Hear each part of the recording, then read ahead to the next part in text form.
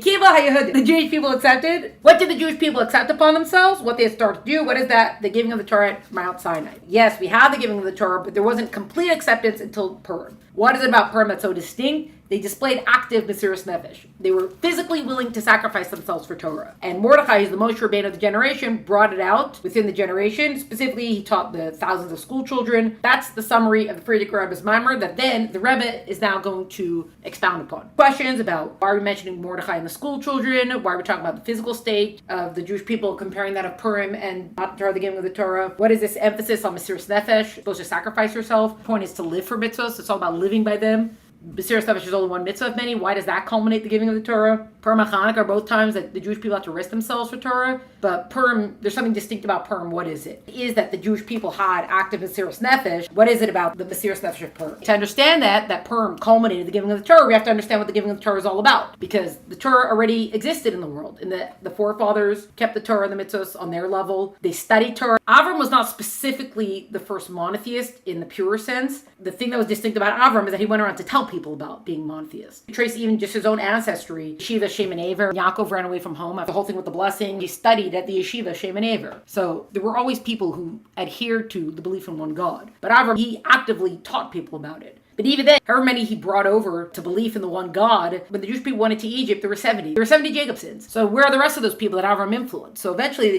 they kind of petered out. It didn't sustain through the generations. So there's something distinct about the giving of the Torah. Not like, oh, we've never heard of the Torah before. There's something distinct about it. And that, as we learned the whole Sikh about what is it distinct about it, is that the physical world can now become a vessel for the spiritual world. There's a merging between the two. No longer are they separate, heaven and earth separate, but now there's a merging of the two. How can two opposites unite? Something greater overrides them. So the revelation of God at Mount Sinai, now these two parts, these two opposite sides of the magnet will not come together. And we see how that translates into our approach with mitzvahs and with Torah study. Tachton, the lower aspect, the physical that stays physical. Elyon, the higher aspect, the spiritual, remains spiritual. And then Batal, the Bittul level, the merging of goes above both of those levels. This is now possible because of the giving of the Torah. So for example, we saw with the fulfillment of mitzvahs. The lower aspect, the habit that's motivated by a body and animal soul. I've habituated myself to it. You know what the Seder, the first time you wash your hands, you're not supposed to say bracha because it's only karpas.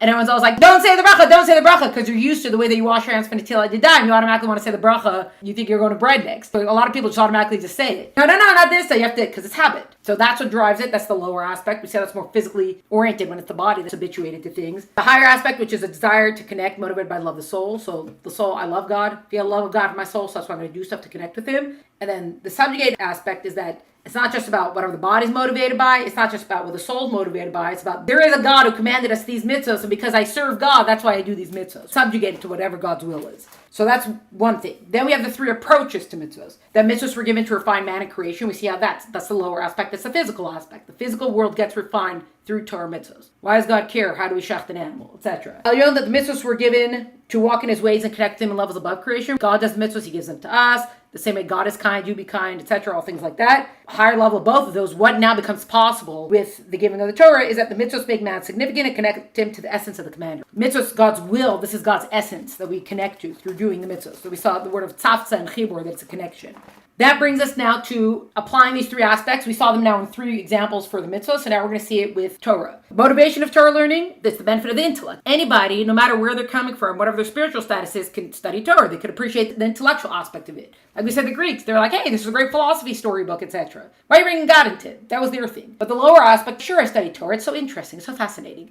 On the higher level is that it's motivated by the neshama. The soul wants to connect to God. How do I connect to God? Through Torah. This is the medium of connection. Third level of that is the benefit of the Torah. The motivation is not a physical or spiritual motivation. The motivation is Torah, and Torah must be studied. Torah must be learned. And that's why we saw all the text about it. Torah's essence, and essence is just whole, simple, essentialness, indivisible, and just wholeness. That, for example, is where we saw all the text with Vayikhuli, Truma, that you take me. Then when we have Torah and we have Torah, so we're actually taking God Himself, as it were. Three approaches to Torah. Torah is the wisdom of Hashem, which descends to love for human intellect. How can you study God's wisdom? So God compacted it into Torah that we can now study. Torah is a tool that means to connect with Hashem, kind of as we've been seeing, and Torah is one with the essence of Hashem. And then the next one, three approaches to learning halacha. So learning the actual Torah law. Tachton, the lower aspect, we study with a primary focus on practical halacha. So we can see that how that's physically focused. Well, what do I actually have to do? That's what I'm going to study. Then we have the Elyon, the higher aspect, which is, it's not just about whatever I got to do. I'm just going to study the whole Torah, which we can't study the depth of it, but the width of it, as in we can study all the books of Torah. It's something possible. You can study the whole Gemara, the whole Mishnah, you can learn all the commentaries and everything. You could study that. That's why I'm going to study all the Torah must be known. But the higher aspect of that is study to meditate on Torah day and night without any goal, save the study of Torah. That all day long I'm just going to be in constant Torah study.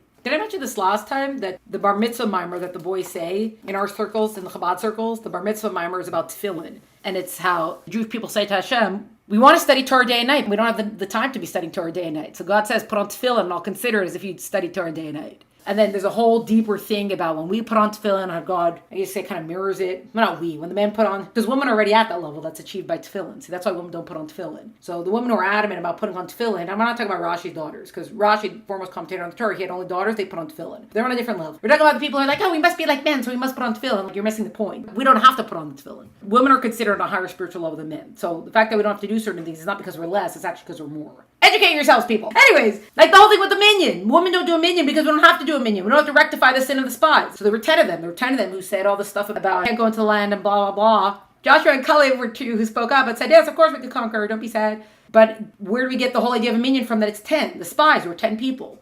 So men have to rectify what happened. The women weren't part of it. Women were always believers. We are believers. We are always believers. Our faith is where it's at. So, Vagisa B'Yom V'Layla, study day and night. It's the one thing about that is that it's not a matter of just learning for practical purposes, and it's not even a matter of, I will encompass the entire study of Torah. It's just continual Torah study, which, unlike the intellect one where it doesn't matter what your spiritual status is, anybody could approach it from an intellectual point of view. Vagisa B'Yom V'Layla, that you should always be in meditation of Torah study, it doesn't matter necessarily what your intellectual level is, because anybody at their level can be engaged in Torah study frequently. And then we saw different halachas about that. We saw from the Alter Rebbe Shulchan Aruch, what does it mean to be studying Torah day and night? What if you have to be working? What are the exceptions for that? Different things like that. That's also, last time I saw the story of Hillel. Someone say, I was too poor, I couldn't study. And I say, well, you're poorer than Hillel. Look what Hillel did to study Torah.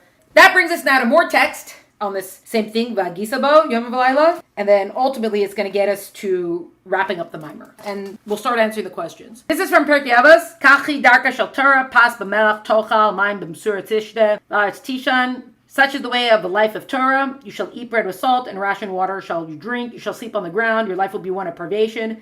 And in Torah shall you labor. If you do this, happy shall you be, and it shall be good for you. Happy shall you be in this world, and it shall be good for you in the world to come. More text about studying Torah constantly. Although learning Torah day and night has no limit, it's a mitzvah given to a finite person. So it's still not the ultimate essence of Torah, which can't be framed within a mitzvah. Rather, the essence of learning Torah Lishma is learning Torah for its own sake, not aiming to fulfill the mitzvah of Torah study. Here's a level, here's a level. By the way, we have a new level that's above all the levels. We're looking at all the different laws about the way you're supposed to study Torah, different laws about that, different commentary about that. And ultimately, the fact that there could be any sort of parameter about the Torah study means that we haven't yet reached the ultimate limit. Ultimately, the ultimate limit of everything is to override all limits. We're using the word limit, but we mean any sort of measurement, really, because any sort of measurement automatically is a limitation, even not necessarily in a negative sense. That's what a measurement is. It can only be whatever this framework is. And as long as something can be measured, then it fits within a framework, and you have not transcended the framework. So here, all these things about Torah study, even if you study Torah day and night, you still haven't reached the ultimate level because there's still Torah laws around it. And also this idea that it can't be framed within a mitzvah. Remember we're talking about the prohibitive and the positive mitzvah. The prohibitive ones are on a higher level. The ones that thou shalt not are on a higher level. The reason why we can't do them is because they're too high for us to access. We can't make this holy. It's not because, God decides you can't have this. What it would take to make this holy is beyond our physical capacity, so thereby,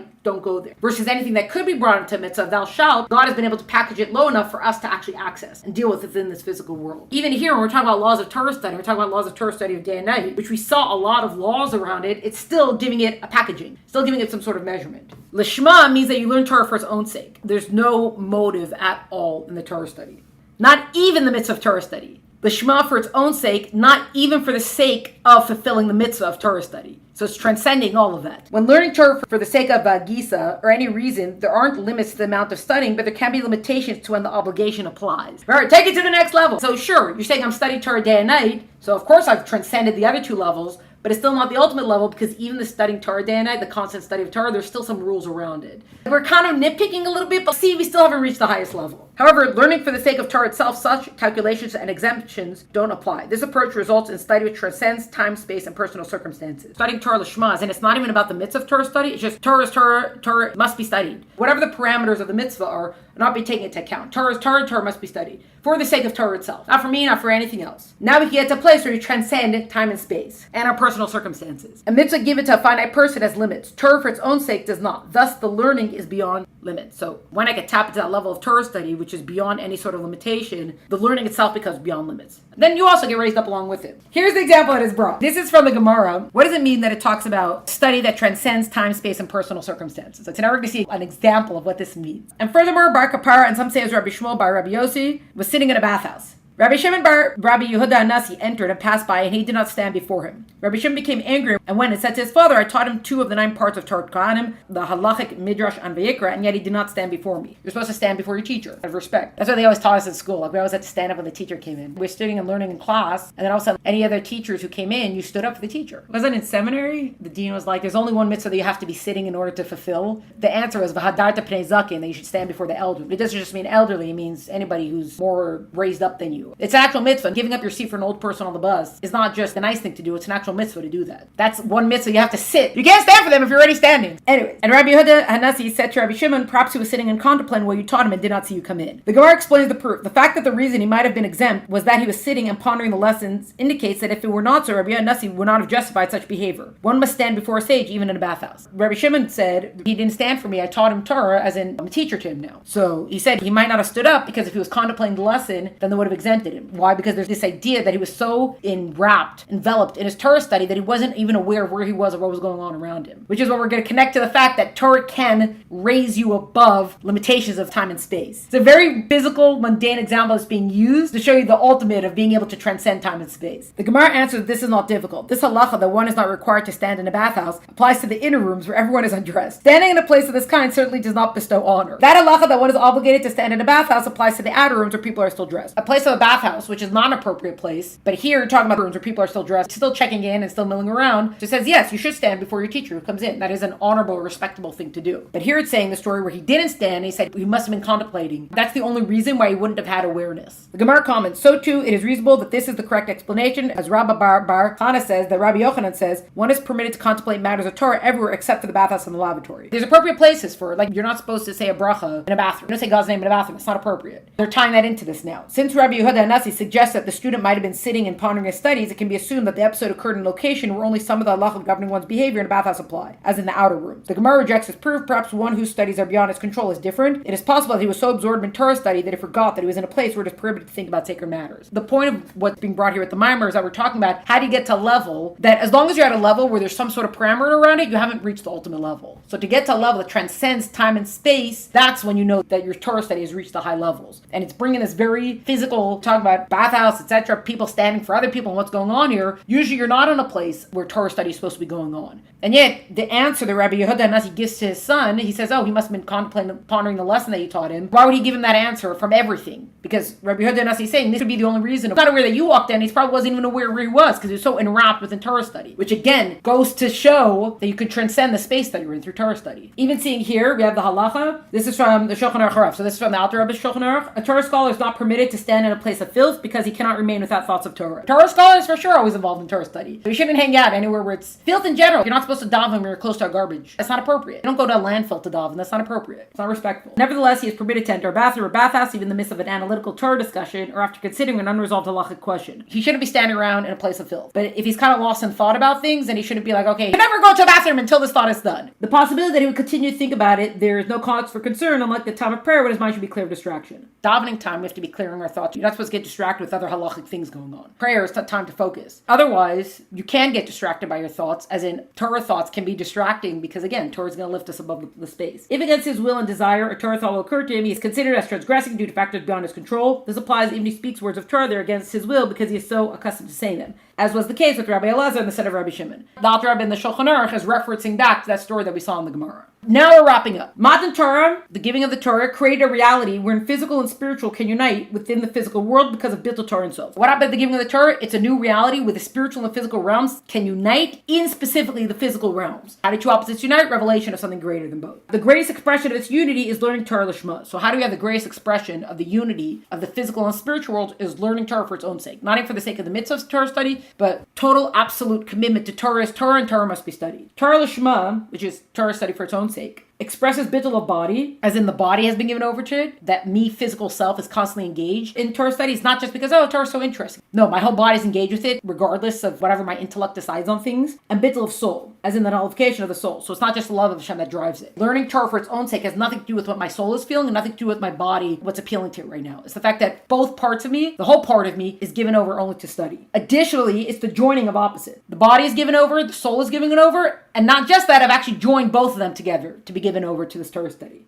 As unlimited Torah study, which is, again, higher than the mitzvah to learn, it's not just about whatever the mitzvah tells me, it's about constant Torah study, unites with a limited person, so the learning transcends time and space. Me, limited self, learning Torah at an unlimited level, now we have transcended. When we say time and space, it means we transcend the physical world. The unlimited approach reveals a deeper level of infinity of the Torah. Torah is God's Torah, God is infinite, etc. But now, this approach is going to reveal a new level. Why? Torah isn't just unlimited on its own, but this continues down to this world and is revealed in unlimited learning of Torah in physical world. So it's not just about there's some Torah up in the higher realms. It's so unlimited, and how can we access it? That unlimited Torah, somehow, progression that it gets down into this world, that unlimited Torah gets down into this physical world. Even greater expression of unlimited nature because unlimited Torah study is revealed within a limited Jew. As in, Torah is so unlimited, its limitlessness can even be expressed within the confines of a limited world. Torah is so infinite, it's so unlimited that this infinity can be expressed by a finite person in a finite world. That's how infinite Torah is. The revelation of Hashem's essence at the giving of the Torah enabled the total bittul, subjugation of creation to him, and the ability to unite opposites of physicality and spirituality within the physical world. What did Matan Torah do, as we've said, is that united these two, physical and the spiritual, thereby allowing for the total subjugation of both over to God. Opposites can unite. The resulting unity can be subjugated entirely to God. That is what the giving of the Torah Mount Sinai did. Just to answer question number 3. They're not necessarily all answered in order. Question number 3. Mesiras Nefesh was necessary for accepting the Torah. However, it's only one of many mitzvos. Further, there's an even stronger connection to living by the mitzvos. How can it be that Mesiras Nefesh is critical for complete acceptance of the Torah? What is it about the sacrifice? And not just the willingness to sacrifice, but the actual sacrifice. We here are looking at 3 different levels of sacrifice. The starting level, which is when the Jewish people said Nasa v'nishma, we will do and we will hear, that's a level of sacrifice. Like, God, whatever you say, we'll do it, and then later we'll figure out why we're doing these things. Whatever you say, we shall do. Within that is the potential of physical sacrifice, the willingness for it. They said, yes, we will. They put the message out there, but nothing happened at that specific moment of physical Mesiras Nefesh. Then we have the Mesiras Nefesh, the sacrifice of Hanukkah. What about Hanukkah? Remember, we did a whole Maamar on this. The attack of Hanukkah was not on the Jewish person, it was on the Jewish soul. The Greeks weren't out to destroy the physical Jewish person, they were out to destroy the God aspect of the Jewish person. We love this philosophy, but take God out of the picture. As long as the Jew was not outwardly doing anything, they were not necessarily under threat. The threat was to the soul of the person. Purim is when there was an attack on the Jew himself. It didn't matter if someone was engaged right now. Haman wanted to just totally annihilate the Jewish people. He wanted to get rid of just the physical person. Purim is a whole new level. So the sacrifice that engages, the sacrifice that awakens is a whole new level of sacrifice also. Your physical self is at risk. Matan Torah, the giving of the Torah, united the higher and lower realms through bittul Hashem's essence. 2 sides, how do you get them to unite? But they are subjugated to the higher revelation of the third, which is God's essence. Therefore, complete bittul was needed to achieve this goal, which is brought out through Mesiras Nefesh. To achieve this goal, to complete this whole picture over here, it's not just the willingness that was needed. We actually had to have full-on physical, spiritual levels combining both of that, uniting, and now